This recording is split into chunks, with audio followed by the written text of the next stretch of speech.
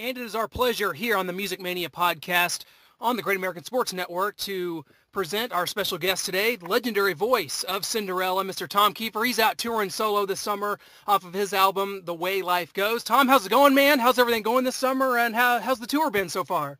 It's going great, man. How you doing? Oh, we're doing great. Getting geared up for the big show here in Kansas City. It's going to be at Throttle Fest, August 23rd. Kind of a different show for you. You've been headlining dates all through the summer. You're going to be playing with Jackal here in Kansas City at Throttle Fest out at Kansas Speedway. Big crowds, big event. I don't know how much you know about the show, the Full Throttle and all that, but it's all going to be out there. It's going to be a big deal, man. Looking forward to seeing you out there. Yeah, we're really looking forward to that one. You know, it's Jackal's a great band, and I've heard great things about these Throttle Fests. This will be our first one. I'm really looking forward to it. Well, absolutely. We're definitely looking forward to seeing you. And for those that aren't sure, you know, of course, Tom, you're out here touring solo this summer. You've been obviously off and on touring with Cinderella throughout the years. But how's this tour been for you? I know it's kind of a different deal. You've been you recorded the album. It's been out a year or so now. How was the reception to the album, The Way Life Goes? How has that been? And how's it been being on the road with your solo band? Man, it's just been a blast, you know, ever since we hit the road last year in February, which was actually before the release of the record, because I wanted to put a band together and become a band, you know, before the record even got released. So we've been out on the road since last February, and then the record dropped in the end of April last year, and we've just been on tour pretty much ever since, you know, off and on. We've taken breaks and stuff, but it's been a blast, you know, and I love this band, and it's band really kicks ass. The show is a mixture of the Cinderella classics, or hits, if you will. All of those are in the show, and there's stuff from the new record as well, the singles and a couple of cool album tracks. And it's just a big, high-energy, kick-ass rock show. Absolutely. And, you know, I want to ask you, too, about the recording process, because I know you started writing for your solo album years and years ago. This has probably been just a labor of love for you. But how has the recording process changed from the way you guys did things in the 80s to now, where things are so digital and it's just so much different? I mean, did you notice a lot of differences during the recording process? Well, the digital thing in Pro Tools allows you to make a record the way we did with The Way Life Goes, because the solo record started out as not even being a record. You know, it was it was on the heels of a record deal for Cinderella that had gone south and ended up in the courts.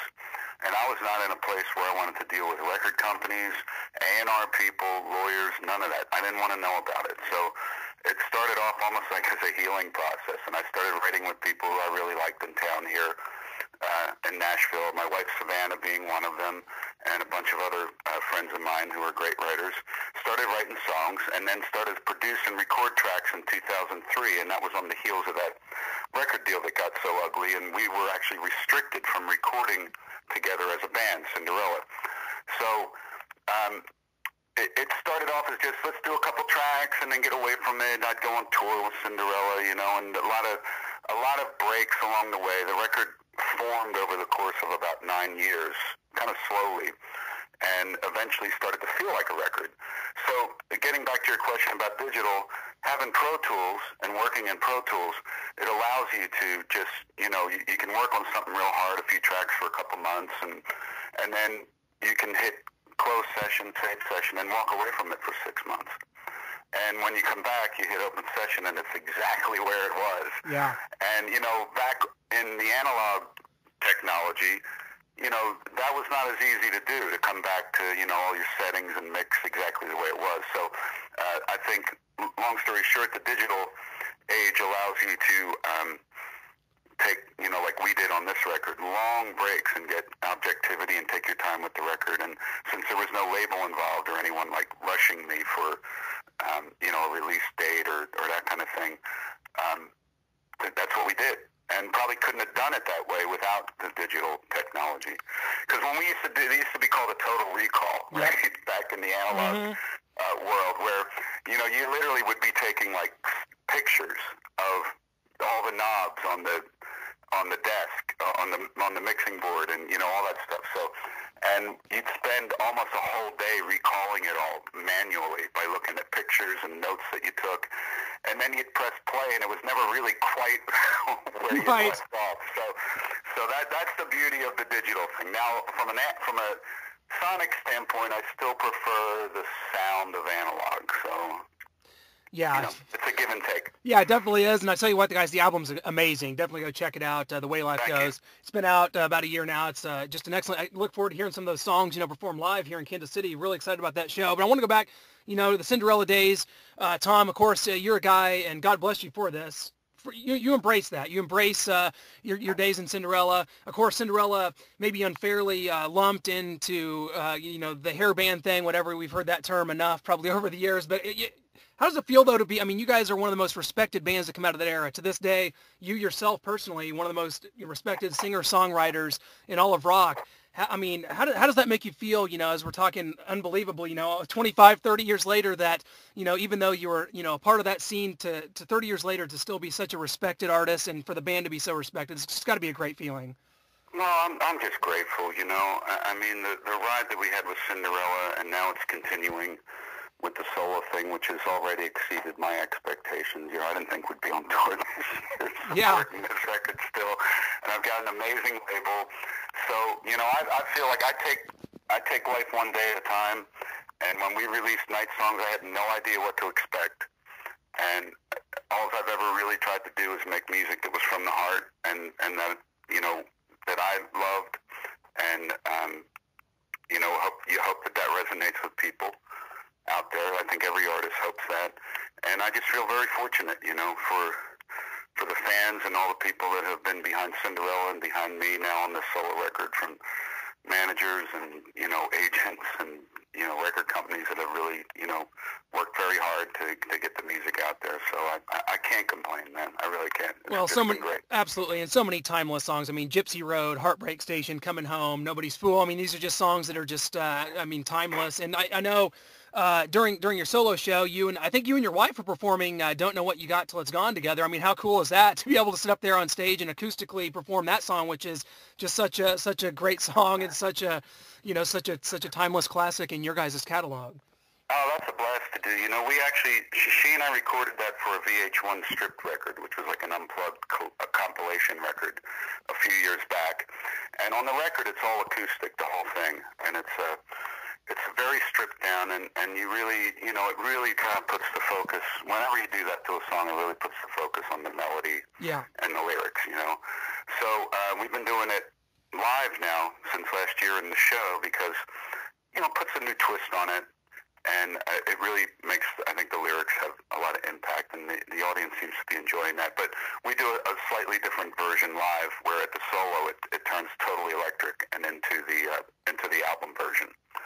So it's kind of a cool shift right in the middle of that acoustic thing when I pick up the electric guitar and launch into the solo, and then we go out on the out chorus is the full Cinderella version, which is different from the record on the VH1 record. Yeah, it's a very cool. I've just seen some clips on YouTube, and it's just a really cool way to present the song. It really is. It's really great. So I want to, I'd be remiss, of course, if I didn't ask you, about Cinderella. I know you guys, as of 2012, you were doing kind of the Monsters of Rock cruises. You guys were, of course, still around, still touring. What is kind of the future of that band? And you mentioned all kind of the record company issues as far as an album goes. Do you feel like that's something that maybe will not be able to be explored in the future as far as an album goes? And just kind of give us an update on future touring plans, stuff like that for Cinderella. Well, I think we'll always tour. We've continued to tour even through all that legal nonsense, and I always say in terms of a record, I never say never. Cinderella not having a record is certainly not from a lack of desire on our part. We had some rough, so let's say some rough goes with some labels. Sure. And I think that look, if we make a record, we want to do it right. We want to have a label that's going to, be serious about it. So, if that situation presents itself, then we will certainly consider it. Well, it's unbelievable, but as we see here, I think it was just yesterday I saw somewhere it was the 25th anniversary of the Moscow Music Peace Festival, which is unreal to think that's I just isn't that crazy? That today, and it's funny, yesterday I posted a picture from that show, and I didn't realize it was the anniversary. Yeah. And then today I realized that it was, and I just put another one up for one of those, Flashback Fridays. So I think that was my last post today so far. Well, what a great show. I mean, talk about just memories of that. I mean, you always hear the crazy stories about, Motley, that they had kind of sobered up as a band. Ozzy was maybe a little still on the crazy side. Skid Row, it was just a kind of a hodgepodge of craziness, I guess, on the ride over on the plane. But then the show is just so memorable. I mean, just kind of give us some memories from that show, man. Man, it was probably one of the highlights when I really look back at over the last, almost 30 years. What an incredible thing for a bunch of rockers from the West to be able to take a jet right into Russia with no customs, no legal hassles, no nothing, and just, cruise in and play a rock show. And, at that time, that, was not something that was a regular event in Moscow or Russia. So it was a pretty big deal. Actually, as the years passed, when you're in the middle of it, you're just not even thinking about it, because we're all on tour. We're all going a million miles an hour. Yeah. And it's like, you want to do this show in Russia. It's like, yeah, okay, and we get on the plane and you go.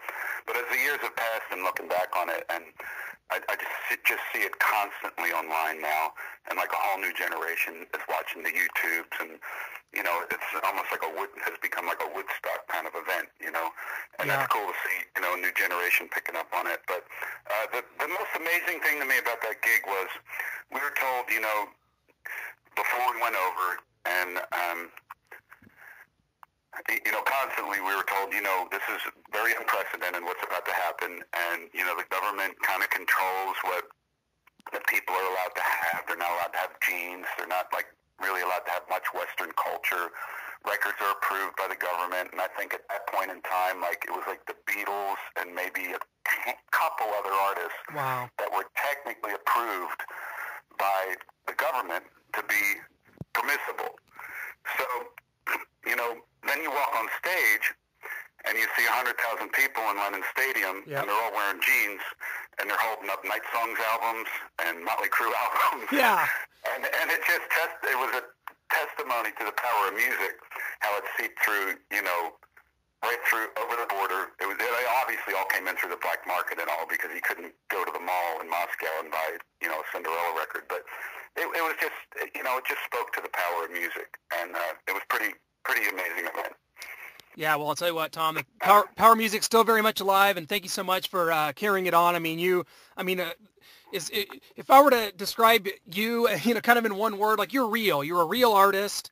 You have, real songwriting ability, real musical ability. I mean, it's unbelievable. You're just such a respected guy. And I tell you what, I cannot thank you enough for coming on with us today. I tell you what, we are so excited for August 23rd out at Throttle Fest. Going to definitely come out to see you. Check out the set, man. So good luck with the tour. Hope everything goes well. And again, man, just such a pleasure to have you on. You're, it's very, very great to have you. You're the man, Tom. I tell you what, I appreciate it. I appreciate that, and thanks for having me on. And we are just absolutely pumped about Throttle Fest. We're looking forward to it. Well, we will see you there, and maybe we'll catch up afterwards, Tom. You're the man. We'll talk to you soon, and good luck with the rest of the tour, my man. Thank you very much. Thanks a lot. Take care. Bye-bye.